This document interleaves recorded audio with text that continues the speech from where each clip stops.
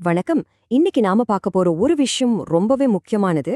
தலித் மற்றும் பழங்குடியின சமூகங்களோட முன்னேற்றத்துக்காக ஒதுக்கப்பட்ட பஞ்சமி நிலங்களோட உரிமைகளை எப்படி பாதுகாக்கிறது.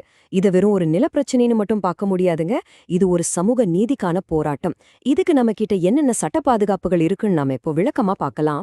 சரி, இப்ப நம்மளோட இந்த முழு அலசலுமே ஒரே ஒரு மையமான கேள்விய சுத்தி தான் இருக்க போகுது. அதாவது, பஞ்சமி நிலத்தை யாராவது ஆக்கிரமிச்சா அவங்க மேல வன்கொடுமை தடுப்புச் சட்டத்தின் கீழ் நடவடிக்கை எடுக்க முடியுமா, முடியாதா? வாங்க, இந்த கேள்விக்கான பதில தான் நாம் இப்போ தேடப் போறோம். இந்த நிலங்களை பாதுகாக்கிறதுக்கு நம்ம கிட்ட இருக்கிற ஒரு முக்கியமான சட்ட கவசம் தான் 1989 கொண்டு வரப்பட்ட வன்கொடுமை தடுப்புச் சட்டம். இது குறிப்பா விளிம்பு நிலை சமூகங்களுக்கு எதிரா நடக்கிற குற்றங்களை கையாள்றதுக்காகவே பிரத்யேகமா உருவாக்கப்பட்ட ஒரு சட்டம். பாருங்க, இந்த சட்டம் பொதுவா நடக்கிற கொடுமைகளை தடுக்கிறது மட்டும் இல்லாம இந்த நில ஆக்கிரமிப்பு பிரச்சனைய கையாள்றதுக்கும் ரொம்பவே சக்தி வாய்ந்த சில விதிகளை கொண்டிருக்கு. அது என்னென்ன விதிகள்னு இப்ப நாம ஒன்னொன்னா பார்க்கலாம். சரி, அப்போ சட்டப்படி எதுதான் குற்றம்? இந்த சட்டம் எதையெல்லாம் தப்புன்னு சொல்லுதுன்னு பார்க்கலாமாங்க.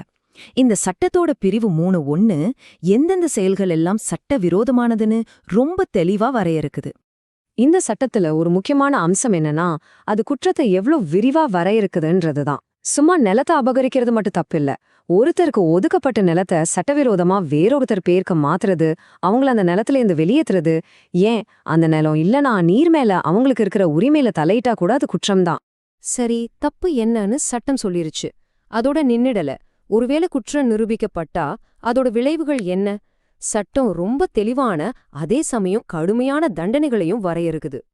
தண்டனைங்கிறது 3 முக்கியமான தூண்களை கொண்டது. முதல் தூண் சிறை தண்டனை, 2வது அபராதம், ரொம்ப முக்கியமா 3வது பாதிக்கப்பட்டவருக்கே அரசு நேரடியா நிவாரணம் வழங்குவது. இது வெறும் தண்டிக்கிறதுக்காக மட்டும் இல்ல, பாதிக்கப்பட்டவங்களுக்கு நியாயம் கிடைக்கணுன்ற நோக்கத்திலையும் இருக்கு. இந்த தண்டனை காலத்தை பாத்தீங்கன்னா அது ரொம்பவே கவனிக்க வேண்டிய ஒரு விஷயம். இதுல குறைஞ்சபட்சம் 6 மாசம் சிறை, அதுவும் கட்டாயம். குற்றத்தோட தீவிரத்தை பொறுத்து இந்த தண்டனை 5 வருஷம் வரைக்கும் கூட போகலாம். சரி, இப்போ ரொம்ப முக்கியமான கேள்விக்கு வருவோம். இவ்ளோ கடுமையான சட்ட விதிகள் எல்லாம் இருக்கு. இத பயன்படுத்தி பாதிக்கப்பட்ட மக்கள் அவங்க நிலத்தை நடைமுறையில எப்படி மீட்டெடுக்கிறது? இத நாம நல்லா ஞாபகம் வச்சுக்கணும். இந்த சட்டம் உண்மையிலேயே ஒரு சக்தி வாய்ந்த கருவி. ஒரு ஆதாரம் சொல்ற மாதிரி, இச்சட்டத்தை தலித் மக்கள் சரிவர பயன்படுத்துவதன் மூலம் பஞ்சமி நிலத்தை மீட்டெடுக்கலாம். இதுதான் இந்த சட்டத்தோட உண்மையான ஆற்றல். சட்டத்தை தெரிஞ்சுக்கிறது ஒரு முக்கியமான முதல் படிதான். ஆனா சட்டம் மட்டும் இருந்தா போதுமா? இல்ல, உண்மையான மாற்றத்தை கொண்டு வர்றதுக்கு பரவலான விழிப்புணர்வு தான் முக்கியமா? இந்த கேள்வியோட இந்த விளக்கத்தை முடிக்கிறோம். யோசிச்சு பாருங்க.